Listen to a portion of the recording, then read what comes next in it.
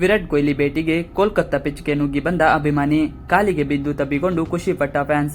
IPL 2025ರ ಉದ್ಘಾಟನಾ ಪಂದ್ಯದಲ್ಲಿ royal Challengers Bengaluru ತಂಡ ಭರ್ಜರಿ ಜಯ ಸಾಧಿಸಿದೆ.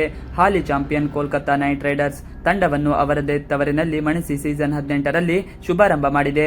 ಪಂದ್ಯದಲ್ಲಿ ವಿರಾಟ್ ಕೊಹ್ಲಿ ಅಜೇಯ 59 ರನ್ ಗಳಿಸುವ ಮೂಲಕ ಈಡನ್ ಗಾರ್ಡನ್ಸ್ ಮೈದಾನದಲ್ಲಿ ಸೇರಿದ್ದ ಅಭಿಮಾನಿಗಳನ್ನು ರಂಜಿಸಿದರು. ಈ ನಡುವೆ ಕೊಹ್ಲಿ ಬ್ಯಾಟಿಂಗ್ ಮಾಡುತ್ತಿದ್ದಾಗ ಅಭಿಮಾನಿಯೊಬ್ಬ ಮೈದಾನಕ್ಕೆ ನುಗ್ಗಿದ ಘಟನೆಯೂ ನಡೆದಿದೆ. ಆರ್ಸಿಬಿ ತಂಡದ ಚೇಸಿಂಗ್ ವೇಳೆ ಈ ಘಟನೆ ನಡೆದಿದೆ. 13ನೇ ಓವರ್ ವೇಳೆ ಅಭಿಮಾನಿಯೊಬ್ಬ ತನ್ನ ಆರಾಧ್ಯ ದೇವ ವಿರಾಟ್ ಕೊಹ್ಲಿಯನ್ನು ಭೇಟಿಯಾಗಲು ಮೈದಾನದ ಬಿಗಿ ಭದ್ರತೆಯನ್ನು ಉಲ್ಲಂಘಿಸಿದ್ದಾನೆ. ಮೈದಾನದ ಪಿಚ್ ನುಗ್ಗಿ ಬಂದ ಆತ ಬ್ಯಾಟ್ ಹಿಡಿದು ನಿಂತಿದ್ದ ವಿರಾಟ್ ಕೊಹ್ಲಿಯ ಪಾದಗಳನ್ನು ಮುಟ್ಟಿದ್ದಾನೆ. ಅಷ್ಟರಲ್ಲಿ ಮೈದಾನದ ಭದ್ರತಾ ಸಿಬ್ಬಂದಿ ಕೂಡ ತ್ವರಿತವಾಗಿ ಅಭಿಮಾನಿಯತ್ತ ಧಾವಿಸಿದ್ದಾರೆ. ವಿರಾಟ್ ಅವರನ್ನು ತಪ್ಪಿಕೊಂಡಿದ್ದ ಅಭಿಮಾನಿಯನ್ನು ಬಿಡಿಸಿ ಮೈದಾನದಿಂದ ಆಚೆಗೆ ಕರೆತಂದಿದ್ದಾರೆ. ಭದ್ರತಾ ಅಧಿಕಾರಿಗಳು ಅಭಿಮಾನಿಗಳನ್ನು ಕರೆದೊಯ್ಯಲು ಹತ್ತಿರ ಬಂದಾಗ ಆತನೊಂದಿಗೆ ಸೌಮ್ಯವಾಗಿ ನಡೆದುಕೊಳ್ಳುವಂತೆ ಮತ್ತು ಆತನಿಗೆ ತೊಂದರೆ ಮಾಡದಂತೆ ಕೊಹ್ಲಿ ಹೇಳಿಕೊಂಡಿದ್ದಾರೆ. ಆರ್ಸಿಬಿ ಅಭಿಮಾನಿಗಳ ಘೋಷಣೆ. ಪಂದ್ಯವು ಕೆಕೆಆರ್ ತವರು ಮೈದಾನದಲ್ಲಿ ನಡೆದರೂ ಆರ್ಸಿಬಿ ಹಾಗೂ ಕೊಹ್ಲಿ ಅಭಿಮಾನಿಗಳೇ ಹೆಚ್ಚಿದ್ದರಂತೆ ಭಾಸವಾಗುತ್ತಿತ್ತು.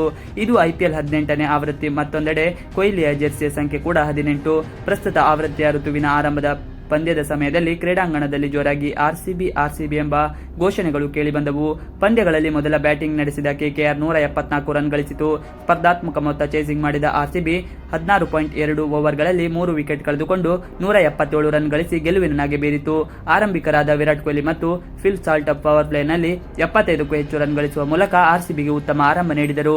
ಆರ್ಸಿಬಿ ಪರ ತಮ್ಮ ಮೊದಲ ಪಂದ್ಯವಾಡಿದ ಫಿಲ್ ಸಾಲ್ಟ್ 31 ಎಸೆತಗಳಲ್ಲಿ 56 ರನ್ ಗಳಿಸಿದರು. ಕೊಹ್ಲಿ 36 ಎಸೆತಗಳಲ್ಲಿ 4 ಬೌಂಡರಿ ಮತ್ತು 3 ಸಿಕ್ಸರ್ ಸಹಾಯದಿಂದ 59 ರನ್ ಗಳಿಸಿದರು. ಈ ವೇಳೆ ಹಲವು ದಾಖಲೆಗಳನ್ನು ನಿರ್ಮಿಸಿದರು. ನಾಯಕ ರಜತ್ ಪಾಟೀದಾರ್ 16 ಎಸೆತಗಳಲ್ಲಿ 34 ರನ್ ಗಳಿಸಿದರು. ತಂಡದ ಪರ ಬೌಲಿಂಗ್ನಲ್ಲಿ ಕೃಣಾಲ್ ಪಾಂಡ್ಯ 21 ರನ್ ಬಿಟ್ಟುಕೊಂಡು 3 ವಿಕೆಟ್ಗಳನ್ನು ಪಡೆದರು.